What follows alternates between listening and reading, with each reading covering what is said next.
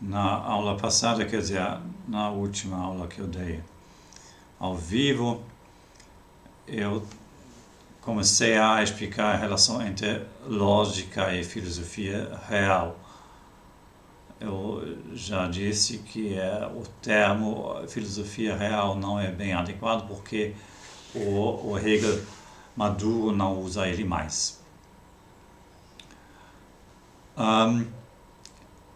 A lógica é o campo principal, o campo primário da razão e com isso da filosofia. A lógica é a filosofia primeira, aquilo que antigamente era a metafísica, incluindo a ontologia. Isso agora faz parte da lógica. Então, quando a filosofia versa sobre a natureza, depois sobre o espírito, ela de certa forma sai de seu campo próprio, de seu âmbito original, onde ela, para assim dizer, está em casa e vai para um além dela.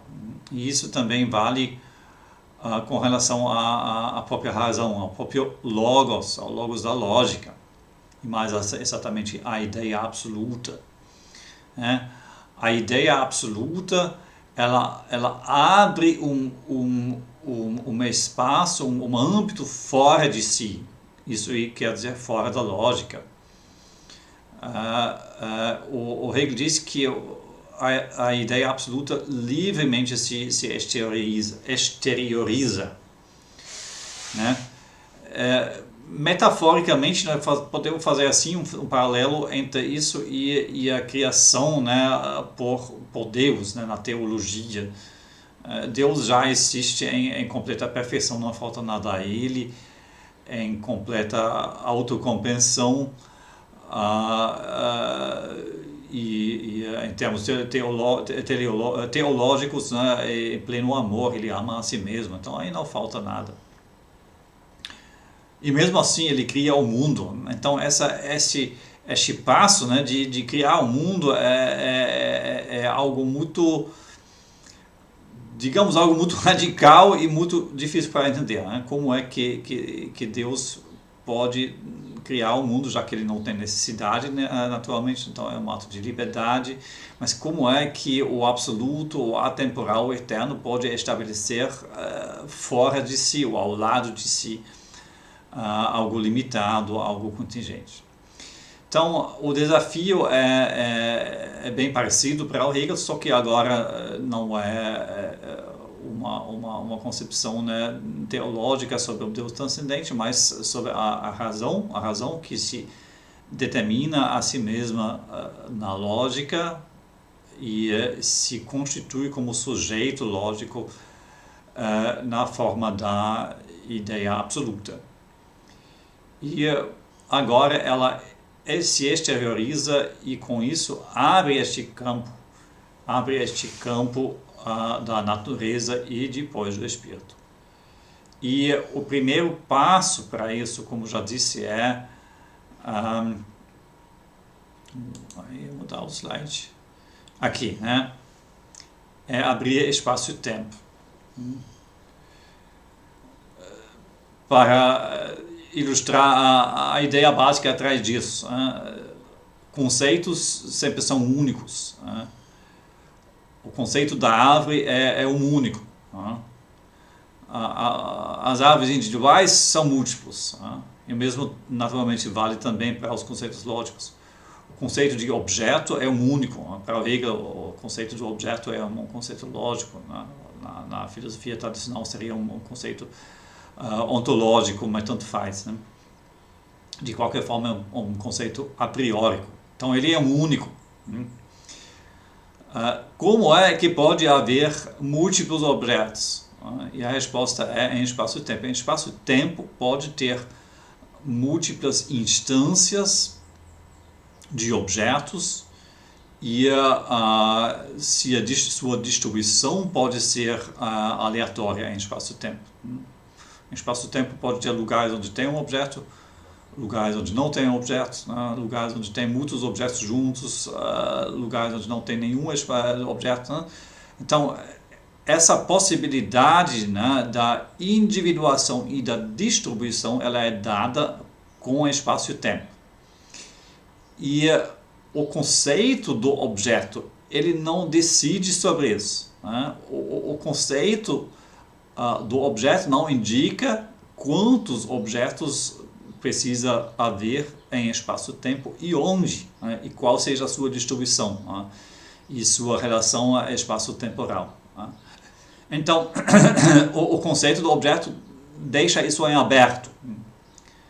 Então, enquanto não houver espaço-tempo, tudo é completamente determinado, o conceito do objeto é único, ele é logicamente determinado, então aí não tem nada de contingência, de possibilidade aberta, indecida. Mas no momento em que há espaço-tempo, há essa indecisão, essa indeterminação. Os conceitos lógicos não perdem sua determinação conceitual, evidentemente, né? Mas com relação a espaço-tempo, né, eles não são indeterminados, eles não prescrevem ao espaço e ao tempo, onde eles precisam conter instâncias deste conceito. O conceito do objeto é apenas um exemplo, né? Pode aplicar isso a qualquer conceito da ciência da lógica, né? Pelo menos aos conceitos ontológicos, né? Onde precisa haver, onde tem algo, onde tem qualidade, quantidade, onde tem sujeito, onde tem causa e efeito. Todos estes são conceitos da lógica, pelo menos a lógica do Hegel, né? Conceitos ontológicos, a prióricos, mas a lógica não determina se e onde deve haver instâncias destes conceitos. Então, essa é a ideia fundamental, muito simples. Espaço e tempo, simplesmente por sua natureza, abrem um espaço da contingência.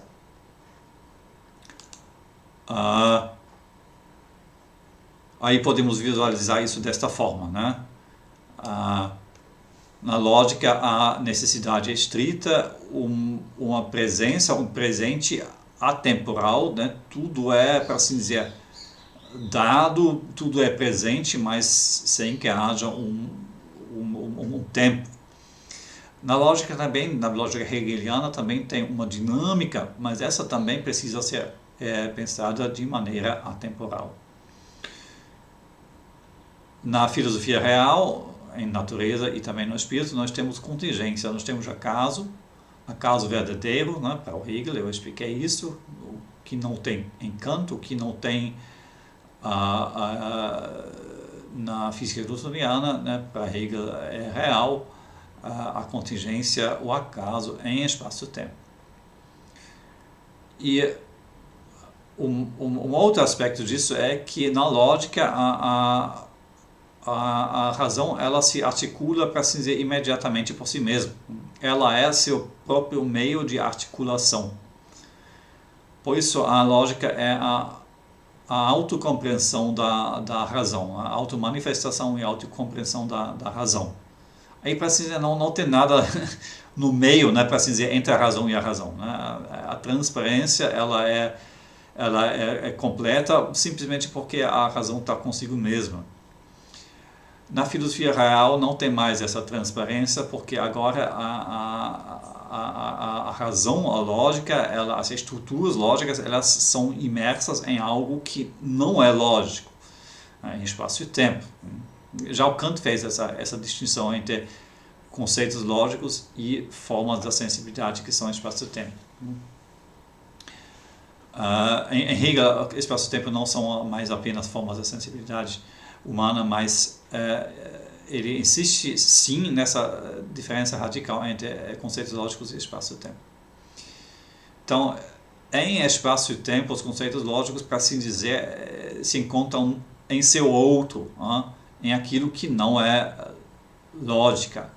E por isso, né, não são tão transparentes, tão imediatamente manifestos como na lógica. Continuam sendo a estrutura da realidade, né? A estrutura da realidade precisa ser lógica, não tem outra estrutura e não tem e a realidade só pode articular-se na base de uma estrutura dada. Essa é uma convicção que o Hegel compartilha com o Kant, com todo o racionalismo até o positivismo lógico do século XX. Então, a lógica continua valendo sim em toda a realidade, né? Mas ela não é manifesta, na sua estrutura não é manifesta na realidade. A racionalidade, a realidade é racional, ela é estruturada pela razão, mas isso é, para assim dizer, clandestino, isso precisa ser descoberto ainda. Num primeiro momento, essa regência da razão sobre o real, ela é clandestina, ela é como uma astúcia da razão. O Hegel usa este termo com relação à história, mas podemos usar ele num sentido um pouco mais amplo para toda a filosofia real. Essa noção de um tipo de astúcia da razão, ele é muito inspirado pelo Adam Smith, né? que para assim dizer, descobriu ou articulou de uma maneira muito impressionante que na economia a vontade egoísta dos indivíduos resulta em uma estrutura racional, né? Em uma organização que parece ser boa, racional, né, bem ordenada e que garante um bom funcionamento, um equilíbrio do mercado, mas sem que os indivíduos intencionalmente querem essa ordem. Os indivíduos só querem o seu lucro, né? Mas através dessa mecânica de oferta e demanda e do mercado e dos preços e tudo isso, estabelece-se um sistema que tem uma racionalidade que vai para além dessa racionalidade dos indivíduos. Essa racionalidade dos indivíduos é apenas, né, eu quero, né, o maior lucro para mim, e aí eu uso minha razão para conseguir isso, né? Eu uso o sistema, né, para meu bem, mas na verdade o sistema usa os indivíduos para manter-se. Ele cuida, o sistema cuida que haja um equilíbrio entre os indivíduos, para que os indivíduos não possam destruir o sistema. Claro, a questão é se isso realmente funciona na realidade, mas essa é pelo menos a ideia, né? E isso é um exemplo daquilo que o Hegel chama de astúcia da razão, né? A razão ela é ativa, ela é determinante, mas para assim dizer, atrás das coisas, atrás até a razão individual dos sujeitos humanos, né? Que querem só sua própria vantagem, seu próprio lucro, e não querem o todo, não querem o bom funcionamento do todo, pelo menos, né, na economia. O Hegel acha que não deve ficar neste nível, né? Os indivíduos humanos devem elevar-se sim àquela consciência onde eles querem o bem do todo e não apenas seu bem próprio, né? Mas a razão, ela já determina a realidade naquele nível onde isso ainda não acontece. E por isso ela também já faz isso no nível onde nem tem ainda consciência e razão, e isso seria na natureza. Então, essa astúcia da razão, essa determinação da razão atrás das coisas, ela vale para toda a filosofia real, para toda a natureza e também para o espírito. E apenas, para assim dizer, no final do desenvolvimento do espírito na história humana, aí, né, o espírito volta a compreender a si mesmo, né? A compreender e também a querer a si mesmo, a querer o bem do todo, a querer a estrutura racional do todo. Mas essa estrutura racional do todo, ela estava presente atrás das coisas, atrás da natureza, atrás dos espíritos individuais, o tempo inteiro, né? Porque estava lá desde o início, porque essa estrutura é a estrutura da lógica, que é a precondição, né? Que é a condição da possibilidade de toda a realidade, de toda a natureza, de todo o espírito. Então nunca era ausente, né? A realidade nunca era sem razão, né? Pelo contrário, a realidade desde o início era só algo, para se dizer, dentro da razão, né? Uma manifestação da própria razão, né? Mas essa razão, ela se faz transparente ou manifesta apenas por um processo lógico, dialético que acontece na própria realidade, e apenas no final deste processo essa estrutura lógica, que também é dialética, ela se torna transparente novamente, para assim dizer. Novamente com relação à ciência lógica, porque lá ela era transparente o tempo inteiro. E assim, essa estrutura mais fundamental da lógica, de que ela é sujeito, isso também se torna manifesto apenas no final, né? Digamos, a grande maioria dos filósofos ainda está naquele nível onde já descobriu a lógica, né, e onde já aceitou que ela é fundamental, né, mas ainda entende a lógica apenas como lógica formal, né, como sistema silogístico, não, sistema inferencial, e não compreendeu ainda sua estrutura de sujeito, né, sua estrutura sujeitual, se vocês querem assim, né. Mas a filosofia, naturalmente, ela precisa realizar isso, e quando ela realiza isso, aí, né, o espírito absoluto, ele compreendeu em espaço-tempo a ideia absoluta, e assim completou o percurso. Então eu volto agora a ler, continuar lendo este texto meu, e para esclarecer mais alguns detalhes.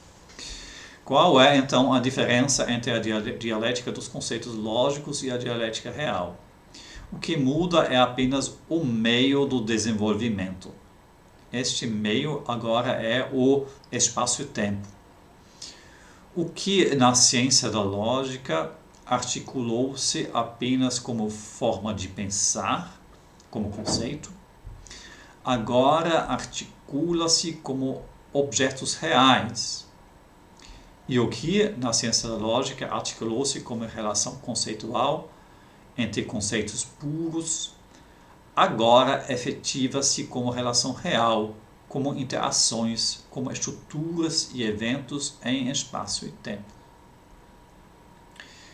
Desta forma, por exemplo, o que na ciência da lógica era uma mera oposição conceitual, por exemplo, entre ser e nada, ou identidade e diferença, agora realiza-se como oposição real, como conflito e luta, como, por exemplo, na luta pelo reconhecimento entre indivíduos, entre um indivíduo e outros. Foi isso que Marx compreendeu muito bem. O que ele não compreendeu tão bem era que a oposição exterior, né, e, portanto, conflituante, é apenas uma forma da primeira negação articular-se. Na ciência da lógica, nós já encontramos uma plétora de formas específicas de oposição e de complementariedade, das quais a exclusão direta e total, o aniquilamento de um conceito pelo outro, era apenas uma. Portanto, o mesmo vale logicamente para a realidade. Por exemplo, uma vez que a oposição mútua dos indivíduos na luta pelo reconhecimento foi supra-assumido, as formas de oposição que surgem depois têm caráter menos e menos conflituoso, até que a oposição não se articula mais como luta, mas como uma relação de complementariedade num todo estruturado, orgânico e vivo. E tal todo é, por exemplo, né, a família, a sociedade civil e, finalmente, o Estado. Né? O Hegel disse isso claramente, o espírito que chegou à realização da razão, ele não tem mais necessidade dessa luta pela vida e morte. Ele não tem mais necessidade de aniquilar seu oposto. O espírito consegue integrar seu oposto, consegue superassumir, ele consegue desenvolver a si mesmo. O desenvolvimento na natureza é externo, os indivíduos não se desenvolvem, o desenvolvimento é apenas, né, através do todo, né, dos indivíduos, do processo, né, da vida, né, que vai através dos indivíduos. Mas o espírito tem justamente essa capacidade de desenvolver a si mesmo sem morrer. Né? Eu posso, em meu espírito, né, eu posso superar uma certa visão, né, uma certa filosofia, uma visão de vida, uma visão do mundo, uma certa forma de consciência sem morrer. Né? Claro, na filosofia, na história da filosofia, na história em geral, muitas vezes acontece isso, né, que ideias só morrem, para assim dizer, com as pessoas, e precisa-se de uma nova geração para introduzir novas ideias. Né? Mas, felizmente, isso não é necessário. Né? Eu, enquanto espírito individual, eu posso sim superar as minhas visões erradas, corrigir minhas opiniões e chegar a uma compreensão mais elevada, uma consciência mais elevada. Eu não preciso morrer para isso, felizmente. Né? Então, esse é só apenas um aspecto, como a realização da dialética ela muda e ela necessariamente se modifica. Ela se modifica por si mesma, não de maneira aleatória, mas outra vez dialeticamente. Né? A oposição, né, manifesta-se sim num certo nível como luta até a morte, mas num outro nível a oposição e a superação da oposição é algo espiritual e o indivíduo consegue efetuar isso, né, por exemplo, fazendo filosofia, chegando a uma compreensão cada vez mais esclarecida e verdadeira, sem precisar lutar, sem precisar matar, sem precisar morrer.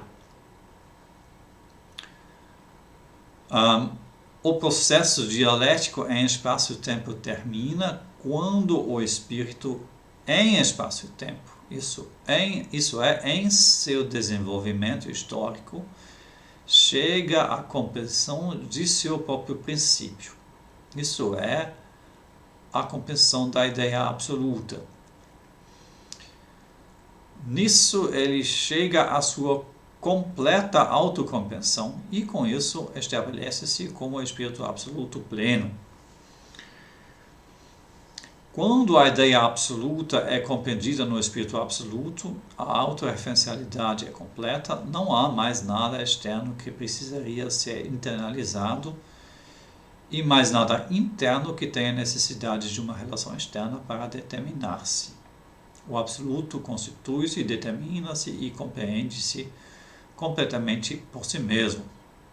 Ele é sujeito em sentido pleno e com isso realiza a liberdade perfeita. Este absoluto de Hegel, diferentemente do absoluto do jovem Fichte e do Schelling, do jovem Schelling, ele já é absoluto desde o início, quer dizer, atemporalmente, porque é o sujeito da ciência da lógica. O que acontece na história e que este sujeito absoluto, ele se torna manifesto e ele se compreende a si mesmo em espaço e tempo. Isso acontece quando em espaço e tempo a ciência, a filosofia chega à plena compreensão da ideia absoluta. Então, isso acontece através da filosofia do Hegel, na opinião do próprio Hegel. Né? Não é que o Hegel é o espírito absoluto, né? Isso seria bobagem. Né? Ele nunca reclamou isso. Né? O Hegel é apenas um pensador individual, né? Que pensa a ciência lógica, que pensa a filosofia. Claro, ele é aquele que encontrou essa forma final da filosofia, outra vez, né? Na opinião dele. Né? Mas isso é um certo mérito, evidentemente, mas isso não torna o Hegel um absoluto. Né? O espírito absoluto é o espírito absoluto, não é Hegel. Né? E o Hegel também é distinto da filosofia que ele faz. Né? A filosofia é a expressão do que ele faz, é a expressão, sim, né? dessa é a verdade última, né? Da ideia absoluta no espírito absoluto. Né? Disso o espírito humano é capaz, o espírito de todos nós é capaz de conceber isso. Né? Hegel foi simplesmente o primeiro que fez isso. Né? Isso faz dele um grande filósofo, mas não um super-homem, um espírito absoluto, né? No contexto da própria filosofia hegeliana. Mas o Hegel achou sim, essa é minha leitura, minha convicção. Eu acho que ainda não tem a possibilidade de entender o Hegel de maneira diferente. O Hegel achou sim que há um ponto final do desenvolvimento da história, há um ponto final do desenvolvimento da filosofia, e este ponto final não é porque ele é tão grandioso, o Hegel, né? O ponto final é porque o espírito chegou a um pleno esclarecimento sobre si mesmo. É um critério, digamos, abstrato, mas bem simples e bem claro, né? E bem plausível, né? Quando o espírito na história chegou ao pleno compreensão de si mesmo, então não tem mais nada para progredir, para desenvolver para ele. Claro, tem muita coisa ainda para descobrir na natureza, para as ciências naturais, né, para as ciências sociais, é muita coisa ainda, muitos detalhes. Né, mas para neste nível, né, fundamental, né, que é o nível da filosofia, o desenvolvimento chegou a um ponto final, porque o desafio fundamental do espírito só pode ser a sua autocompreensão. O que além de si mesmo o espírito deve fundamentalmente conhecer, né? Porque ele mesmo já é o fundamento de tudo, a lógica é o fundamento de tudo. Né? Então, quando ele compreende a lógica, como conceito, sujeito, e quando ele compreende a si mesmo, nas estruturas da lógica, aí ele chegou a um ponto final. A um ponto final, não de todo conhecer, mas a um ponto final deste tipo de conhecer, né, que é o conhecer filosófico, o conhecer mais fundamental, a primeira ciência. Então, essa pretensão o Hegel tinha sim, acho que isso é muito evidente a partir dos seus textos, né, que de uma certa forma a história chegou a seu fim, não que com isso a história acaba, que não acontece mais nada de essencial, mas que não há mais nenhum progresso essencial para além dessa compreensão que o espírito desenvolveu de si mesmo. Essa tese, né, de uma completação do percurso dialético, né, não está em conflito com aquela outra tese de que a filosofia sempre expressa seu tempo em pensamentos. Não tem, é evidente algumas pessoas acham que disso segue necessariamente que tudo é contextual, que tudo apenas vale num certo contexto histórico, mas se a própria história, se ela tem um princípio de desenvolvimento, e que se este desenvolvimento tem um certo fim, então a filosofia no nível deste fim também é definitiva. Então essa sentença aqui é do Hegel, não tem nenhum argumento contra um fim definitivo na filosofia e com isso na história do espírito.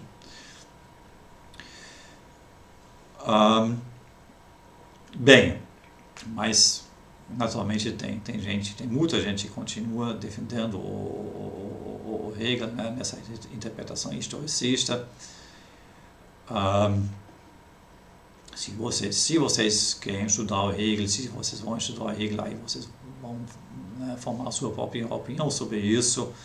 Isso é apenas um curso de introdução, onde eu estou dando alguns nortes para seus estudos, sua leitura própria. E se nesses estudos vocês chegam a uma opinião que é diferente da minha, aí muito bem, né? Nada contra isso, pelo contrário, né? Isso é fazer filosofia, né? Mas, pelo menos, né, levem em consideração este desafio, né? Esse desafio, essa questão, né? Será que o Hegel pretende chegar com sua filosofia a um ponto final do desenvolvimento da filosofia? E eu repito, né? O critério, a descrição deste ponto final é aquela filosofia, aquele pensamento no qual o espírito compreende plenamente a si mesmo, compreende a si mesmo como sujeito e compreende a si mesmo de maneira articulada por conceitos, por sentenças discursivas, por um sistema racional. E esse sistema é a ciência da lógica e depois o sistema da filosofia hegeliana como um todo, com filosofia da natureza e filosofia do espírito.